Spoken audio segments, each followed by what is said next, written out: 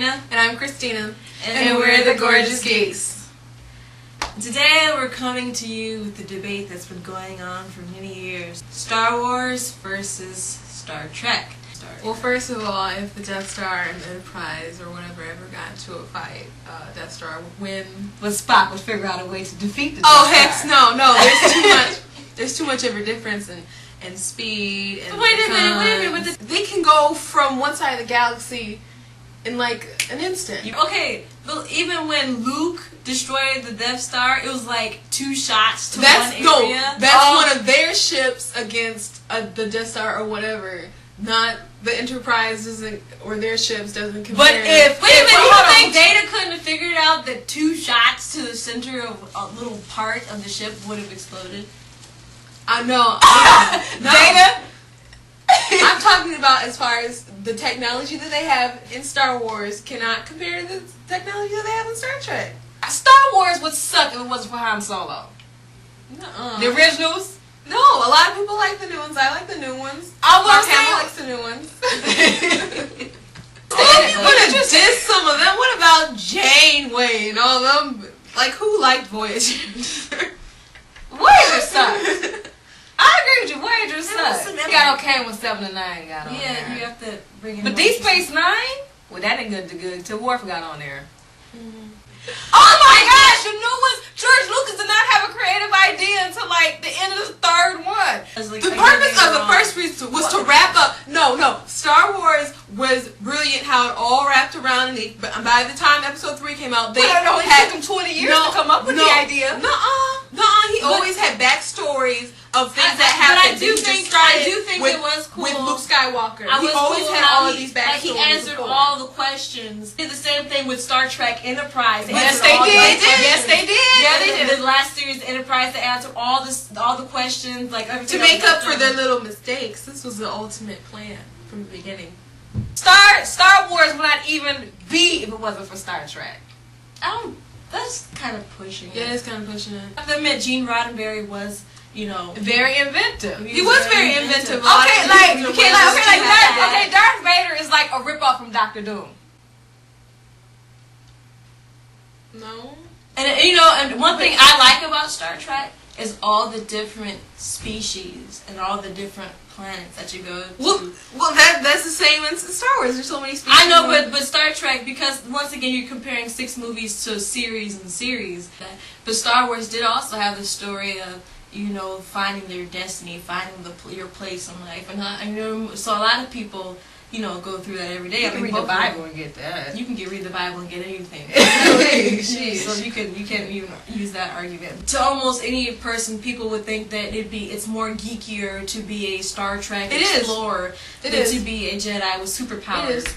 I think if you like Star Wars, you are slightly more cooler. James T. Kirk.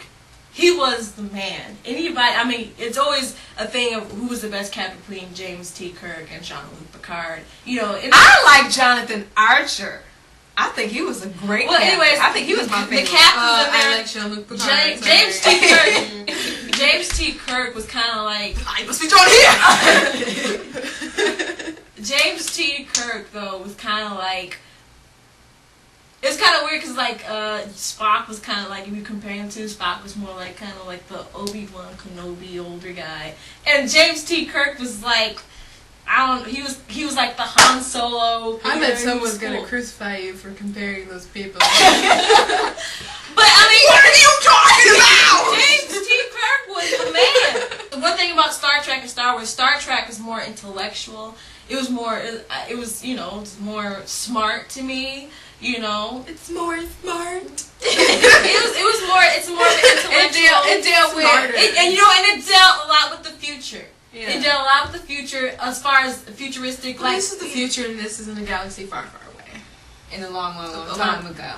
A long time ago in a galaxy far, far away. Because the guy that actually invented the palm got the idea from watching Star Trek. They used lasers, in the med centers in Star Trek, and we use that today. Wait! You can't tell me Yoda ate the bomb. Yoda's the bomb. Yoda's the bomb. When you saw Yoda fight, that was in one episode thing 2, that every Star Wars fan or everybody was just looking forward to like their whole entire life. They were waiting I for loved that how he moment. like kicked butt and then got his cane and started walking again. That was awesome. That was awesome. Anything is great when Samuel L. Jackson is in it. He was the Anakin. You had to have a black guy. At him. You had to have a black guy. He was a token black guy. You had one in the old Star Wars. Samuel L. Jackson is more than the token black guy. He's like the black guy. Okay. But wait a minute, Star Wars in the originals they did have the black guy. Yeah, they did. Which who was the biggest black star back then. So they had to get the biggest black star. I understand they that just makes it all. You better. had to have your token black guy. You're just helping. But that's not really fair because every TV show has their token black guy. Star Trek had more. I'm not saying that I dislike Star Wars. That's not what I'm saying. I'm just saying that Star Trek contributed more, had a bigger than Star Wars. It had more of an impact even on today's society, whether people acknowledge it or know it or not. You know what? You never know how much something has affected until you like talk to some hardcore fan. I bet there was one person that possibly could have watched the end of episode 3 and watched, the relationship between Padme and Anakin and just like, man, I'm going to take care of my baby's mama. You just never know. After watching episode 3 where you're in church and Dad was preaching about compromise, I'm like, yeah, that's what Anakin did. That's why he turned to the dark side. Yeah, it just depends. It depends. I mean, there's life lessons in every, you can find just about life lessons in almost anything. And how much money Star Wars has made compared to Star Trek is... I looked it up. Yeah, I did. Mm-hmm. Okay, but Star Trek could go on forever. They could always do another Star Trek series of exploring the universe, and it could never get old. Well, you can't tell me that they couldn't do another. But the point that she's making is that with Star Trek can go from people to people, and just span from years. Star Wars is centered around one family. There are other interesting characters outside of the movies. So you're saying Star Wars started to act a little bit more like Star Trek? No. Why do you say more like Star Trek? That's just things in general. When you got something good, you extend it or whatever. That's everybody. You said we're starting to, more of the characters. If you get to the thing of more of like Star other Trek didn't invent more characters. I know, but what I'm saying is, but if you get to the point where you're introducing, if it's not based around the one family, and you're introducing other alien species and telling stories about them traveling around the universe, then that kind of is like Star Trek. Everyone has a more expansion of other characters. It's always about the Jedis versus the Sith and the normal side versus the dark side or whatever. That's the whole epic conflict. That is the epic conflict. And that's another thing that's different because Star Trek, there's millions of conflicts that you can actually approach because there's millions and billions of species that are supposed to be out. Well, just because there's all these conflicts and this doesn't make it any better than this. I mean, I'm just saying that Avatar is like the greatest cartoon there is right now, and that just had 3 seasons about one kid versus the Fire Nation. Yeah, but if there were 7 seasons about the one kid, you don't think it'd get old? No. Here's the question for you. The biggest shocker of a lifetime. When we found out that Darth Vader was actually Luke's father, or when Picard became a Borg.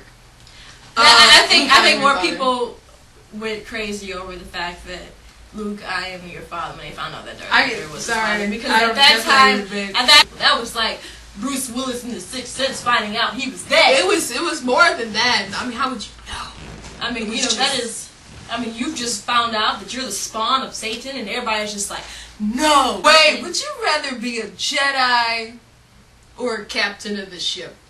That's not fair. Oh! I'd rather be a Q. Yes, Q. I'd rather be a Q. Anyways, please leave your comments at the bottom of our podcast on the YouTube page, and tell us what you think, because we'll never agree with each other.